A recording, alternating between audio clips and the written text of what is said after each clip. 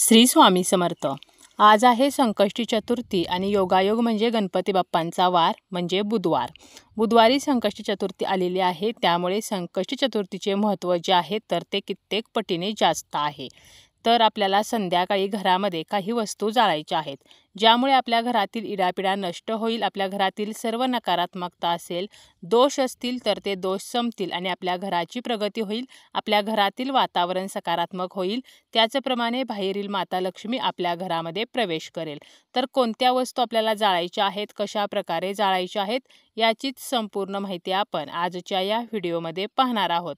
व्हिडिओला सुरुवात करण्याअगोदर तुम्ही जर चॅनलवरती नवीन असाल आणि पहिल्यांदाच माझे व्हिडिओ पाहत असाल तर चॅनलला सबस्क्राईब करा। व्हिडिओ माहितीपूर्ण वाटला तर व्हिडिओला लाईक करा।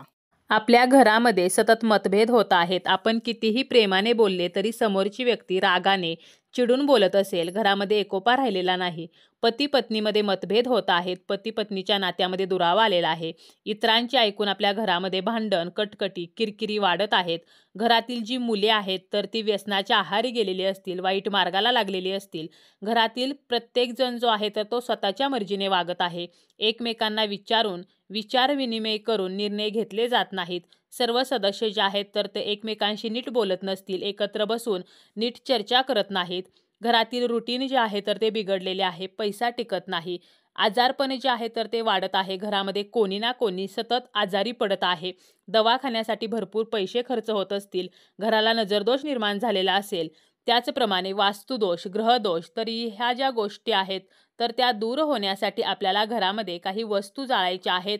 यामुळे आपल्या घरातलं वातावरण सकारात्मक होत असते आणि आपल्याला फरक जो आहे तर तो जाणवायला सुरुवात होत असते। आजारी ज्या व्यक्ती आहेत तर त्यामध्ये सुधारणा होते, घरातील सदस्य प्रेमाने वागू लागतात, घरातील कोणतीही व्यक्ती जी आहे तर ती नक्कीच हा उपाय करू शकते, स्त्री, पुरुष, कुमारिका, विधवा, तर सर्व व्यक्ती हा उपाय करू शकतात। हा उपाय करायचा आहे आपल्याला संध्याकाळी तिन्ही सांजेच्या वेळेला। आता संध्याकाळी जर काही कारणाने आपल्याला वेळ नसेल तर झोपण्या अगोदर जरी आपण हा उपाय केला तरी सुद्धा चालेल। या उपायासाठी आपल्याला घ्यायचं आहे एक मोठी मातीची पंती घ्यायची आहे। आता जर मातीची मोठी पंती नसेलच तर तुम्ही तामण घेतलं तरी चालेल, परंतु शक्यतो आपल्याला मातीची मोठी पंती घ्यायची आहे। यामध्ये आपल्याला गाईचं शेणकूट म्हणजे देशी गाईची जी गौरी असते तर त्याचा थोडासा तुकडा आपल्याला घ्यायचा आहे। ज्या ठिकाणी पूजा साहित्य मिळते तर त्या ठिकाणी ही देशी गाईची गौरी जी आहे तर ती मिळते, किंवा तुम्हाला जर आजूबाजूला हे शेणकूट मिळाले तर ते सुद्धा तुम्ही घेऊ शकता। यानंतर आपल्याला भीमसेनी कापूर घ्यायचा आहे। भीमसेनी कापूर जो आहे तर तो नकारात्मकता नष्ट करण्यासाठी प्रभावी असतो, परंतु जर भीमसेनी कापूर नसेल तर तुम्ही रेग्युलर कापूर घ्या। 4 ते 5 कापराच्या वड्या आपल्याला घ्यायच्या आहेत। यानंतर 5 लवंगा घ्यायच्या आहेत। लवंगा ह्या फूल असलेल्या अखंड असाव्यात, तुटलेल्या लवंगा घ्यायच्या नाहीत, त्याचप्रमाणे नवीनच लवंगा घ्यायच्या आहेत, इतर गोष्टींसाठी वापरलेल्या लवंगा घ्यायच्या नाहीत। तर अशा तुम्ही 5 किंवा 6 फूल असलेल्या लवंगा घ्यायच्या आहेत।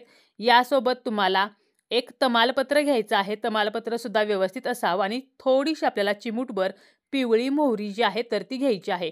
तर असं सर्व साहित्य आपल्याला त्या पंतीमध्ये घ्यायचं आहे आणि या साहित्यावरती आपल्याला थोडंसं शुद्ध तूप जे आहे तर ते घालायचं आहे। हे तूप देशी गाईचेच असावे, परंतु जर काही कारणाने देशी गाईचे तूप मिळाले नाही तर जे तुम्हाला तूप मिळेल तर ते जरी तुम्ही घातलं तरी चालेल, आणि जरी आपण तूप नाही वापरलं तरी सुद्धा चालेल। तर अशा प्रकारे ह्या सर्व वस्तू त्या पंतीमध्ये एकत्र करायच्या आणि आपल्याला आपल्या घराच्या ब्रह्मस्थानावरती म्हणजे आपल्या घराचा जो मध्यभाग आहे तर त्या मध्यभागी आपल्याला बसायचं आहे, आणि ही जी मातीची पंती आहे तर ती एका ताटामध्ये आपल्याला ठेवायची आहे आणि त्यामध्ये आपण जो कापूर ठेवलेला आहे तर तो प्रज्वलित करायचा आहे। किंवा जरी तुम्हाला घराच्या मध्यभागी बसणे शक्य नसेल तर तुम्हाला काय करायचं आहे, आपलं जे देवघर आहे तर त्या देवघरासमोर बसायचं आहे आणि त्या ठिकाणी तुम्हाला हा कापूर प्रज्वलित करायचा आहे, आणि कापरासोबत इतर ज्या गोष्टी आहेत, शेणकूट असेल, लवंग असेल, तमालपत्र असेल, तर ते सुद्धा आपोआप प्रज्वलित होईल। आणि त्यानंतर आपल्या घराच्या मध्यभागावरून किंवा देवघरासमोरून आपल्याला उठायचं आहे आणि संपूर्ण घरामध्ये आपल्याला हा धूर पसरवायचा आहे, आणि शेवटी आपल्याला मुख्य दरवाजाजवळ यायचं आहे आणि आपल्याला तो धूर जो आहे तर तो आपल्या हाताने असा घरभर पसरवायचा आहे। आणि हे सर्व जेव्हा आपण करत असतो तर त्यावेळेला रामरक्षा किंवा कालभैरवाष्टक म्हणायचं आहे, किंवा तुम्ही मोबाईलवरती लावलं तरी सुद्धा चालेल, किंवा विष्णू सहस्रनाम जरी म्हटलं तरीसुद्धा चालेल. तर अशा प्रकारे आपल्याला या ज्या वस्तू आहेत तर त्या जाळायच्या आहेत आणि त्याचा धूर मात्र आपल्याला संपूर्ण घरामध्ये पसरवायचा आहे.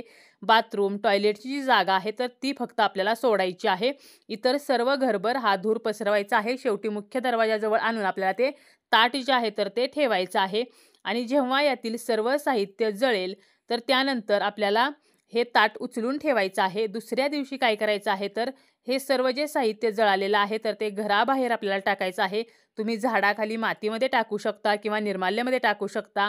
आणि प्रत्येक वेळेला आपण हा जेव्हा उपाय करणार आहोत तर त्यावेळेला ही पंती जी आहे तर ती तुम्ही वापरू शकता.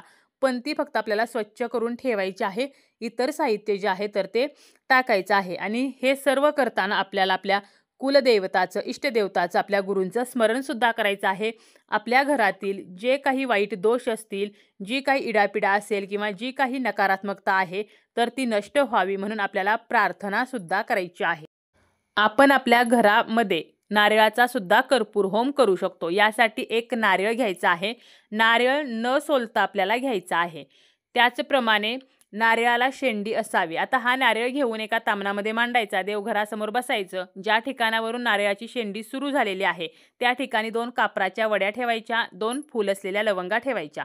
त्यानंतर आपल्याला हा कापूर जो आहे तर तो प्रज्वलित करायचा आहे आणि देवघरासमोरून उठून सर्व घरभर आपल्याला हा धूर पसरवायचा आहे आणि शेवटी मुख्य दरवाजात आपल्याला हे तामण ठेवायचं आहे. सर्व साहित्य जळाल्यानंतर जेव्हा नारळ थंड होईल तर त्यावेळेला आपल्याला हा नारळ घरामध्ये तसाच ठेवायचा आहे. पुन्हा आपण या नारळाचा वापर करू शकतो किंवा मनामध्ये जर शंका येत असेल तर हा नारळ विसर्जित केला तरीसुद्धा चालेल.